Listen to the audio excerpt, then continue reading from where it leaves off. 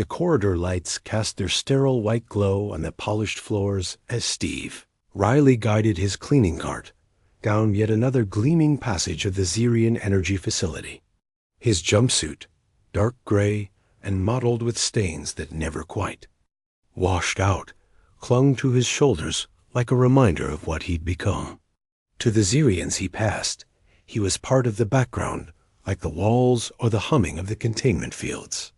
They didn't see the man. They saw the mop. Human, spill in Sector 5.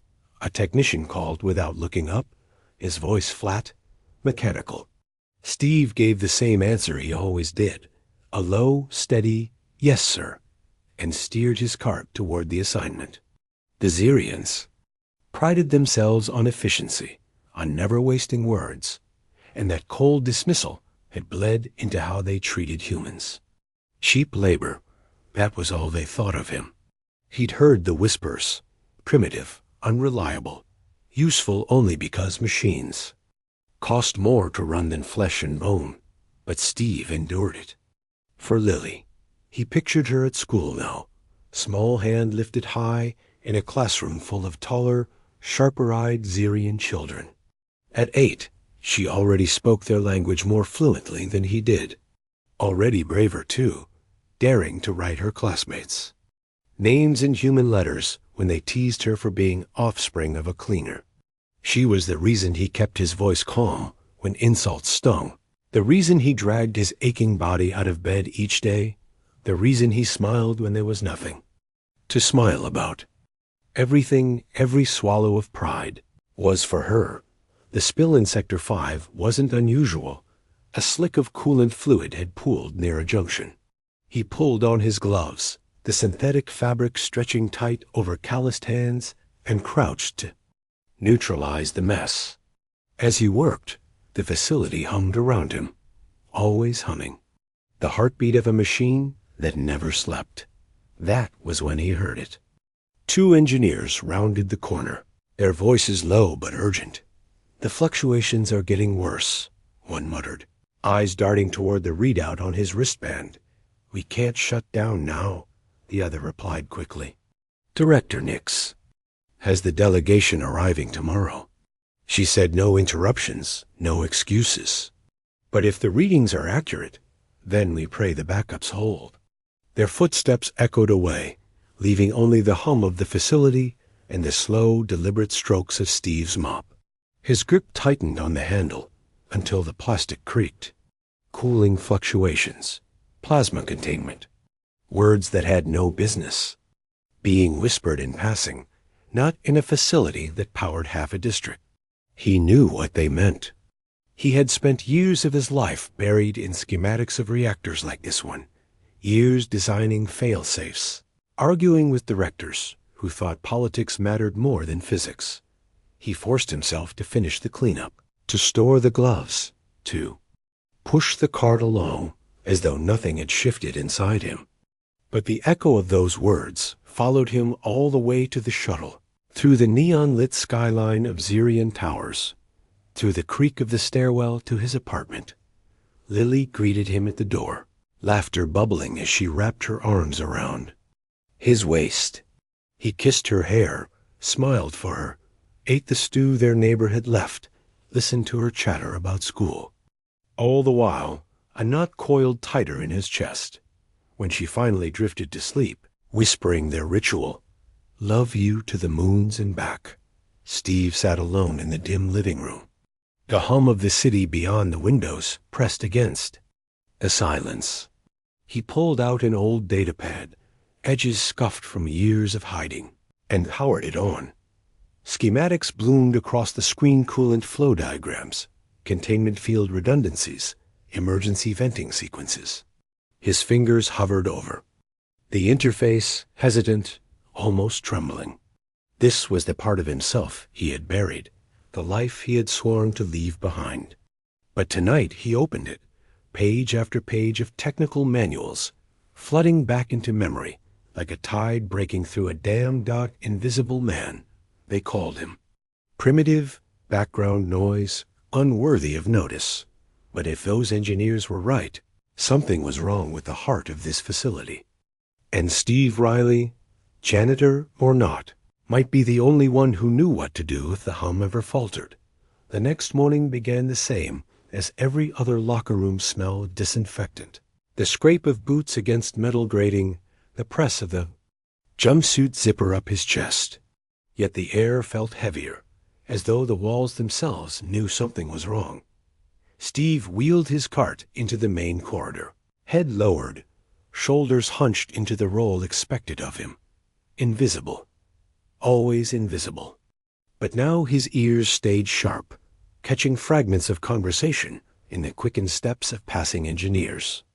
Voices that carried strain. Words clipped, terse. Diagnostics again? They won't stabilize. Keep it off Nix's desk. Until the delegation clears orbit. He kept moving, eyes on the floor, but every word sank like a stone into the pit of his stomach. Director. Nix swept past with her entourage, just as he was polishing a console in the East Wing. Her tailored suit shimmered faintly under the corridor lights, the lenses of her glasses flashing as she scrolled through her pad. Presentation data by the hour, she ordered, her tone sharp as glass. When her gaze brushed over Steve, it didn't linger, just another shadow in the corridor. Ensure no interruptions. I want this facility spotless before the delegation arrives. Yes, Director, her assistant murmured, shooting Steve a glance that carried its usual blend of disdain and dismissal. He bent to his work again, jaw tight, cloth working in smooth, practiced circles. Outwardly obedient. Inside, restless dot by midshift, the alarms began low tones pulsing through the walls, the kind meant to draw attention without causing panic. He slowed his cart outside the main control room, the heavy door cracked open just wide enough for him to glimpse inside. Banks of displays flickered with orange warning sigils. Engineers moved from station to station with the frantic precision of professionals. Pretending nothing was wrong, Nix stood at the center, gesturing with clipped irritation. Run diagnostics again. These readings cannot be accurate. They are accurate, Director, one of the engineers replied stiffly. A primary cooling system has dropped another 7%. Backup load is reaching unsafe thresholds. You will stabilize it, Nix snapped. We will not shut down hours before the delegation arrives. Find a solution. The door sealed before Steve could hear more. He stood in the corridor, pulse thudding in his ears. Less than 7% lost in one cycle meant the slope was too steep. He had seen numbers like that before, and the memory of it twisted his stomach. Tiaran, one of the few Zirians who ever acknowledged him, appeared. At his side, carrying a stack of parts. The younger man's violet eyes darted to Steve's expression. You heard, didn't you? Hard not to, Steve admitted quietly. Tiaran lowered his voice. It's worse than she lets on. If the primary system fails, backups won't hold. More than an hour. Maybe less. Steve swallowed. He shouldn't ask, shouldn't let the mask slip. Why isn't she shutting it down? Tiaran spat the word like acid. Politics. The delegation includes central governance. She wants a promotion. Steve forced his face back into neutrality, though inside his pulse hammered.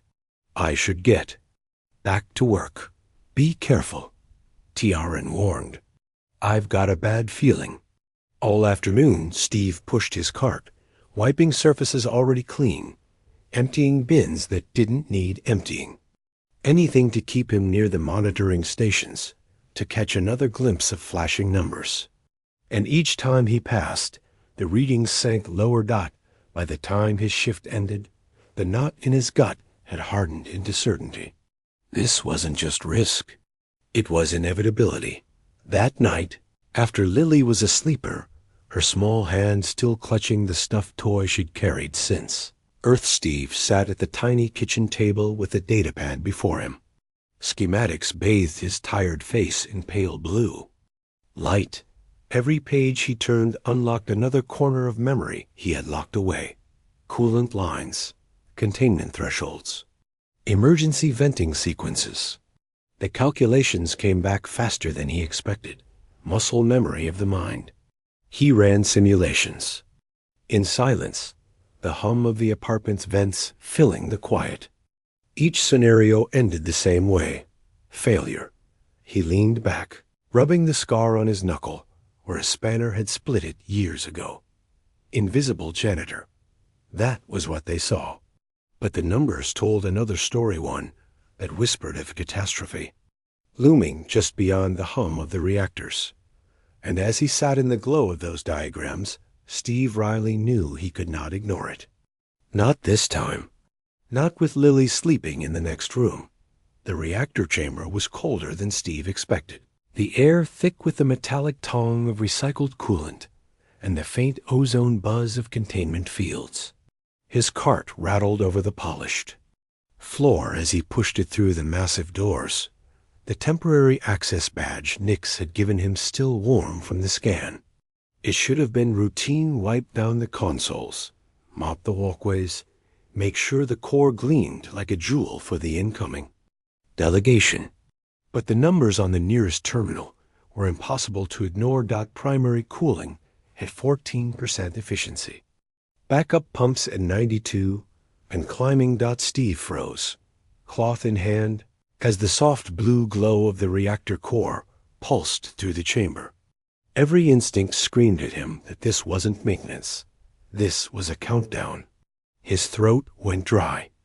The last time he had seen figures like this, alarms had been wailing on Jupiter Station, and his wife had been standing at a terminal across from him alive, until the override order stole that from him. A warning klaxon blared, startling him back to the present. Crimson lights cut across the chamber, painting the walls in violent strobes. Another pump failure. Back up at 94%. The floor seemed to tilt under his boots. They had minutes, maybe less. His hand trembled over the biometric scanner, hesitation stretching long enough for a voice to cut across the chamber. "What do you think you're doing?" Nix stood framed in the doorway, flanked by a cluster of elegantly dressed delegates. Their silver robes glinted in the emergency lights, eyes wide at the sight of a human standing at a control station. "Director," Steve said, his voice rough, "your systems are failing. We need to initiate emergency protocols now." "You are not authorized." The second alarm howled, deeper and more urgent, rattling the panels in their frames. Steam hissed from a ruptured line somewhere above. One of the delegates swore in Xerian. Steve turned back to the console, jaw set. "With all due respect, Director, authorization doesn't matter if we're dead in 5 minutes." His fingers flew across the interface, bypassing menu locks as though no time had passed since Jupiter. One delegate stepped forward, his pale skin faded with age, authority etched into the heavy lines of his face. "Let him work," he ordered. "I've seen this before. If the human says the core is failing, we'd best listen." Nix's expression flickered anger, then doubt, then the faintest crack of fear. She swallowed it down and snapped. "Fine. What do you need?" Steve didn't look up. "Manual override on level 3 to release the interlocks. I'll reroute the coolant directly into the housing. It'll wreck half your systems, but it'll stop the meltdown." Silence held for half a breath, then Nix's voice, tight but steady. "Tell me what to do." He gave her precise instructions, crisp as if he'd never stopped giving them. She moved with surprising speed, her conch channel crackling with short affirmations as she worked the levers into place. Steve's hands blurred across the terminal, forcing stubborn systems to bend, shunting power, cutting redundancies, flooding coolant where protocol never allowed it to go. "On my mark," he called, sweat running down his temple. 3, 2, 1 mark. The facility shuddered as tons of supercooled liquid slammed into the overheating core. For a heartbeat, the lights died. Steve held his breath, bracing for the roar of rupture, the sear of plasma tearing loose. Instead, emergency power flared. Alive. Temperature gauges, once buried in crimson, staggered downward into yellow. "It's holding," he whispered, almost afraid to believe it. The delegates crowded the monitors, murmurs of awe breaking their formal composure. Counselor Zex laid a three-fingered hand on Steve's shoulder. "You've saved us, human. All of us." Relief barely had time to bloom before another alarm shrieked sharper, angrier. Steve's eyes flew to the secondary displays, and his stomach dropped. The coolant had stabilized the core, but pressure in the secondary chambers was spiking beyond tolerance. If it wasn't vented in sequence, the whole system could still tear itself apart. He looked from the screens to Nix, who was still at the far terminal, blue skin glowing in the emergency light. "We're not done," he said, voice hard. "We need to run, now." The hum of the reactor deepened, like a beast straining at its chains. The real fight was just beginning. The world returned in fragments white light, the antiseptic tang of Xerian medical gel, the steady beep of monitors. Steve's eyes fluttered open to a ceiling lined with soft panels that pulsed faintly in rhythm with his heartbeat. His chest felt heavy. His skin prickled as though his nerves had been set alight and were still cooling down.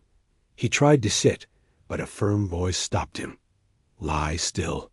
The radiation dosage you absorbed could have killed most of my staff." He turned his head and found Counselor Zex standing beside the bed, his pale features etched with solemn gravity. The older Xerian folded his arms, regarding Steve like a puzzle piece that didn't quite fit, but had proven indispensable. "You'll recover," Zex said. "Our treatments are effective. But you should not have survived exposure in that chamber." "Not by our biology." Steve managed a dry rasp of a smile. "One of humanity's few advantages, Counselor. We break easy, but we bend farther." The counselor's gaze softened, and for a moment, Steve thought he glimpsed something like respect. The door hissed open, and Director Nix entered. She was out of her formal suit, dressed in a simple deep blue tunic that made her look almost human in her vulnerability. For once, her posture wasn't stiff, her expression not cold. Her eyes found him immediately, and she stepped closer, her heels silent against the polished floor. "The doctors say you'll live," she said. It wasn't quite relief, but it wasn't indifference either. Steve pushed himself up, ignoring the mild protest of his muscles.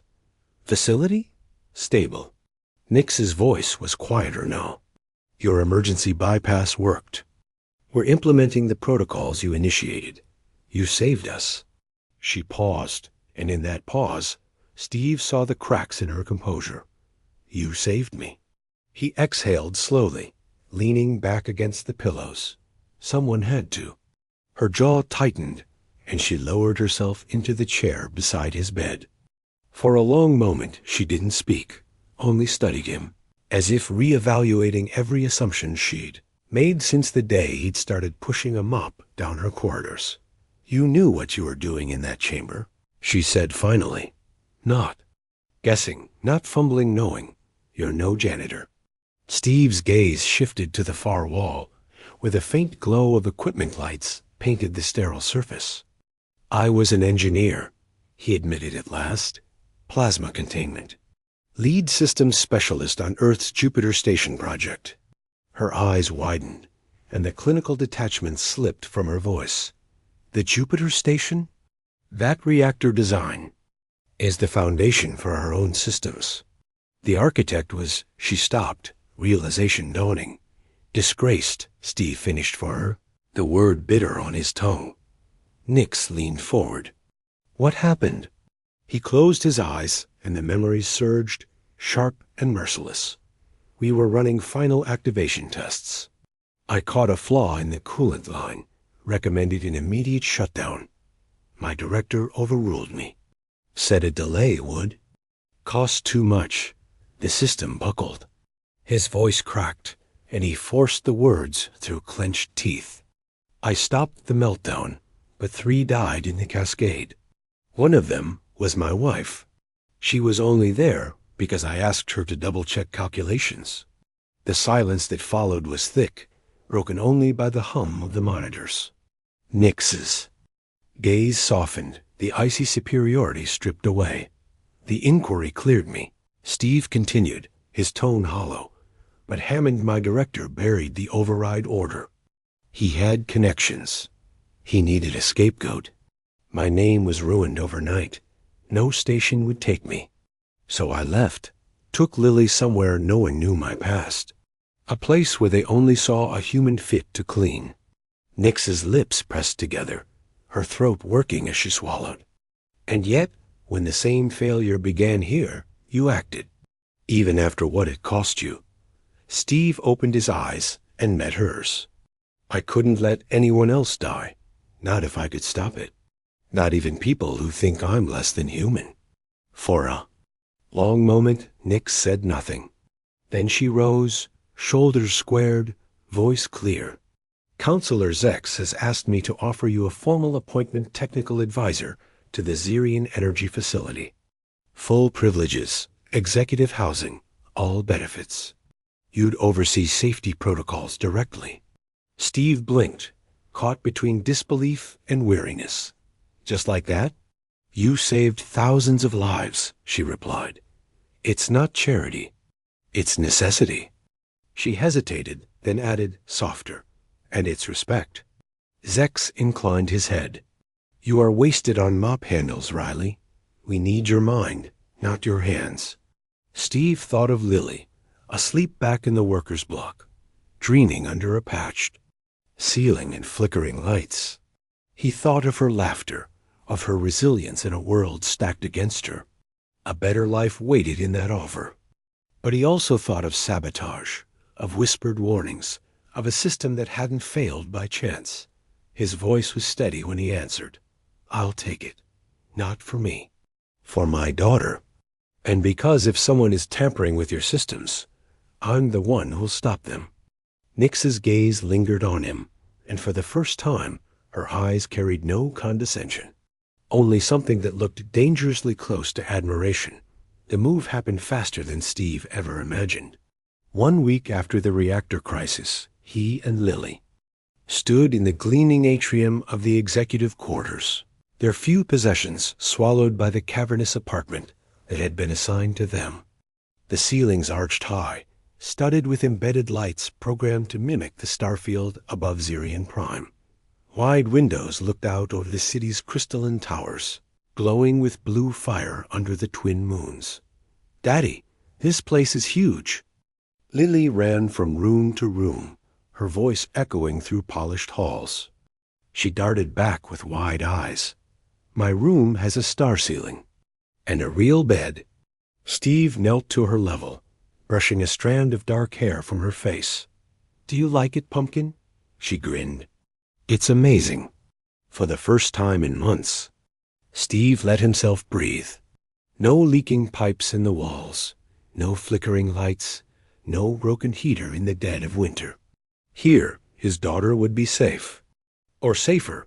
At least the door chimed, and when it slid open, Nix stood there holding a small package.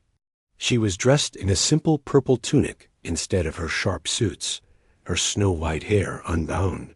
For a heartbeat, Steve barely recognized her. Housewarming gift, she said, stepping inside. It's customary. Steve accepted the box, opening it to reveal a crystal sphere glowing faintly from within. It's beautiful. It's a harmony crystal, Nix explained. It reflects the emotional atmosphere of a home. When there's joy, it glows brighter. When there is discord, it dims. She glanced toward Lily, who was peering curiously from behind her father. It's already brightening. Lily stepped forward boldly. Is your skin soft like ours, or smooth like a fish? Steve started. Lily. But Nix laughed, kneeling gracefully. Smooth like a fish, but warm like yours. Would you like to feel? Lily nodded, touching her hand with wonder. Steve? watched the exchange with quiet surprise. For once, Nix seemed less like a commander and more like someone human. That evening, they ate together delivery from a Xerian restaurant Nix recommended. Lily told stories of her first days at her new school, Nix listening with genuine interest. When the girl finally drifted to bed, Nix lingered. At the table, her face turning serious. "You'll start officially tomorrow as technical advisor. But you should know the engineering staff won't welcome you easily. Some see your promotion as insulting." Steve leaned back. "Because I'm human." Her gaze flickered away, then back. "Because you're new. And yes, because you're human. Chief Engineer Krell, in particular, is resistant." "I've dealt with worse," Steve said quietly. "But if they think I'm going to stand by while another coolant line is sabotaged, they're mistaken." And YX's eyes narrowed. "Sabotage?" Steve pulled up a datapad, showing the schematics he had already begun studying. He tapped a junction. The coolant line that failed? Stress fractures didn't form naturally. Someone tampered with it, deliberate. She stared at the display, her lips pressed tight. "Do you have proof?" "Not yet. But the signs are there." Whoever it was knew the systems intimately. It wasn't random. Nix sat back, folding her arms. "There's an extremist faction, the Purity Front. They believe interspecies contact dilutes our society. They've been responsible for incidents elsewhere. If they're here?" Steve's jaw tightened.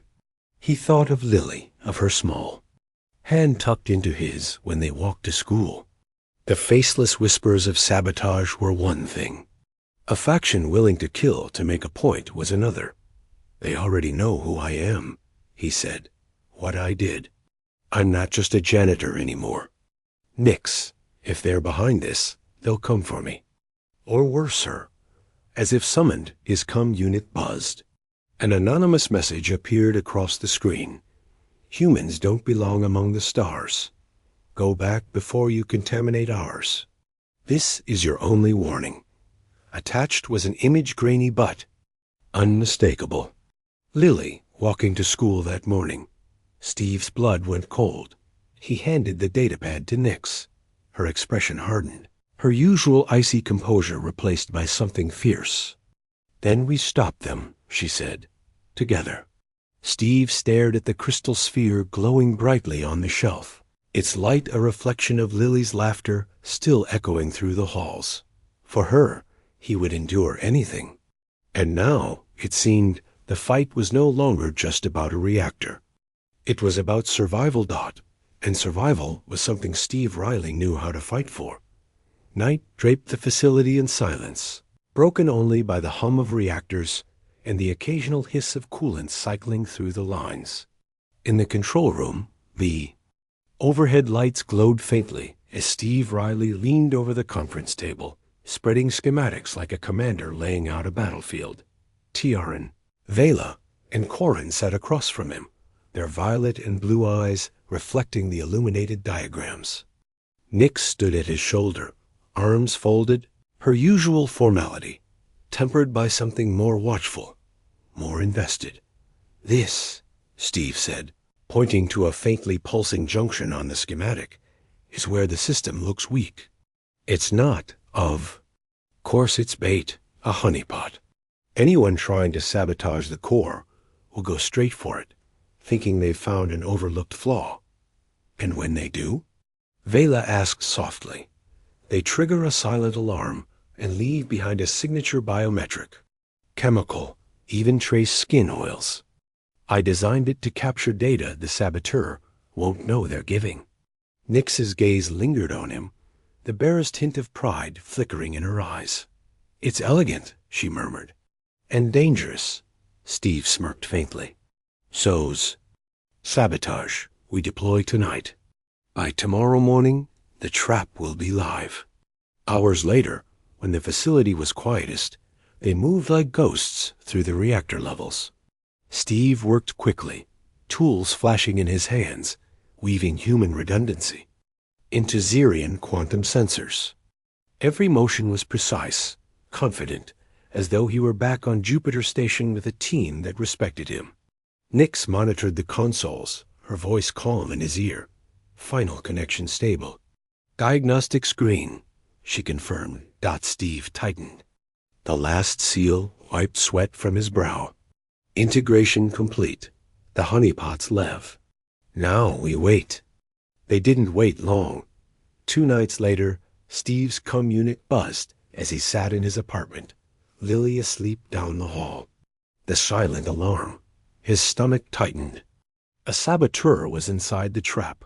He signaled Nix. We've got a bite. Security is mobilizing, she replied instantly. Don't engage alone. But Steve was already on his feet, jacket in hand, moving. He couldn't wait. If the saboteur planted another device, like the coolant tampering, they could lose everything before backup arrived.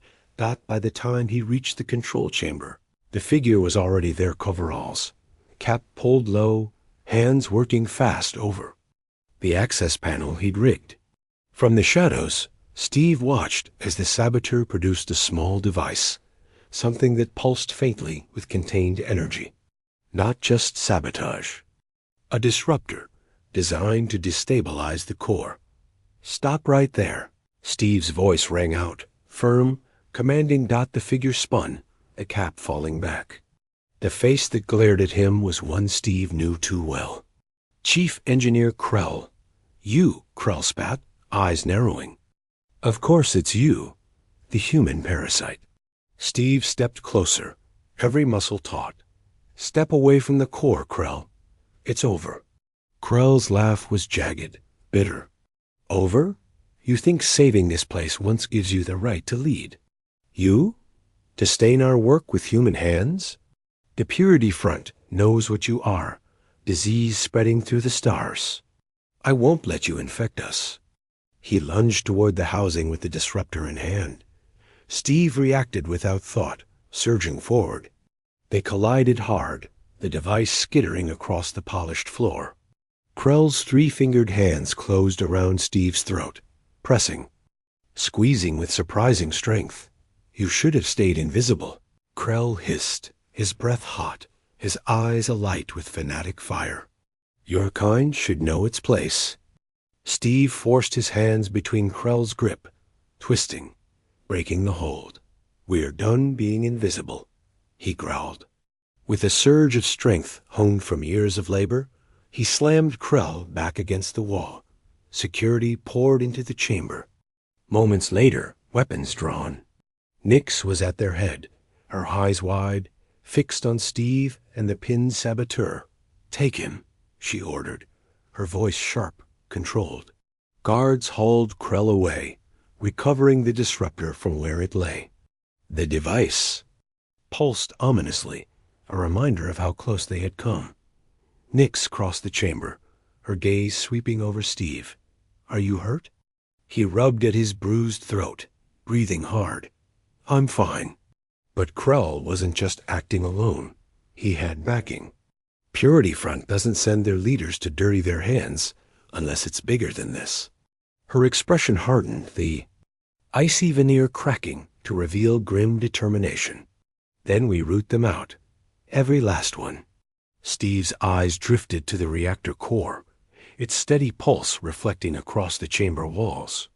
He thought of Lily, safe in her bed above the city, and the Harmony crystal glowing warm in their apartment. He had saved them again tonight. But the war against the shadows hiding in Zirian society had only begun. 6 months later, the Zirian energy facilities stood transformed. New conduits gleamed, redesigned by human and Zirian hands alike. Panels bore fresh markings notations in both scripts, human lettering side by side with Zirian glyphs. At the heart of it all, the hybrid security lattice pulsed with steady light. They called it the Riley Protocol, and its reputation had already spread beyond the district, adopted in facilities across 3 systems.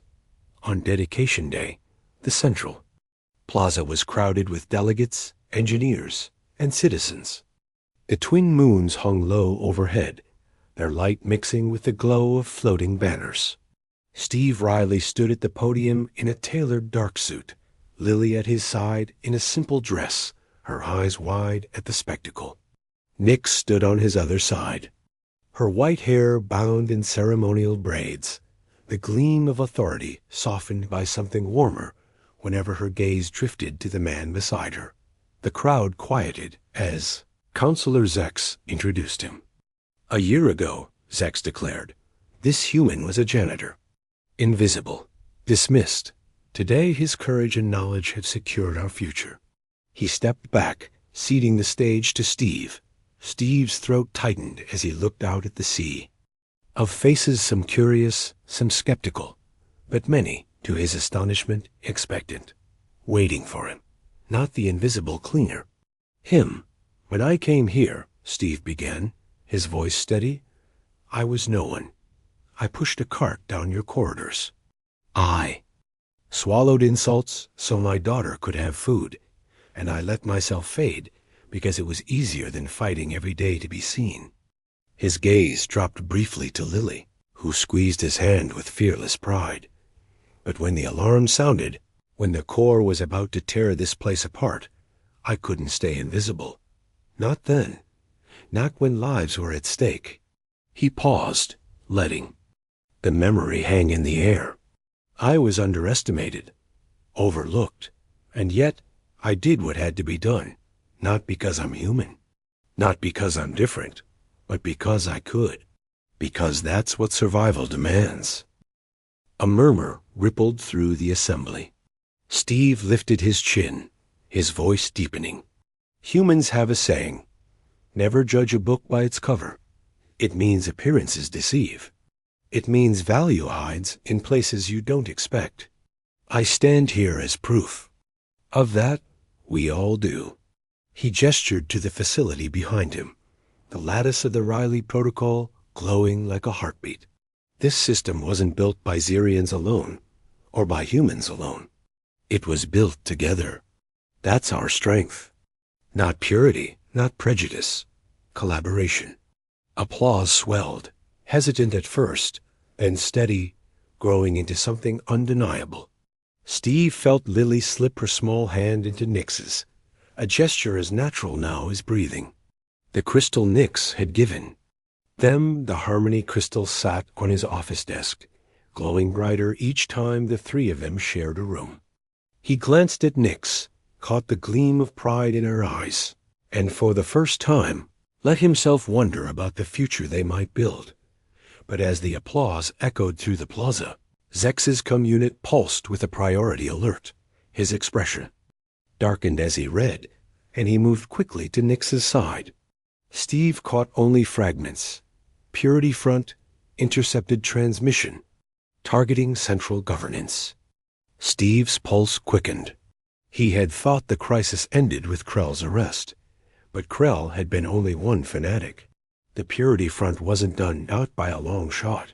He closed his speech with a final promise, his voice carrying over the crowd. "No one will ever be invisible again. Not while I have breath in my body." The plaza erupted in applause, but Steve's gaze had already shifted toward the horizon. Danger was coming, larger than before, and this time it wasn't just a facility on the line. It was the beating heart of the Xerian government. As Lily tugged at his hand, and Nix leaned closer to murmur congratulations, Steve Riley knew the fight was far from over. The reactor had been saved, but the galaxy itself might be the next test of the Riley Protocol.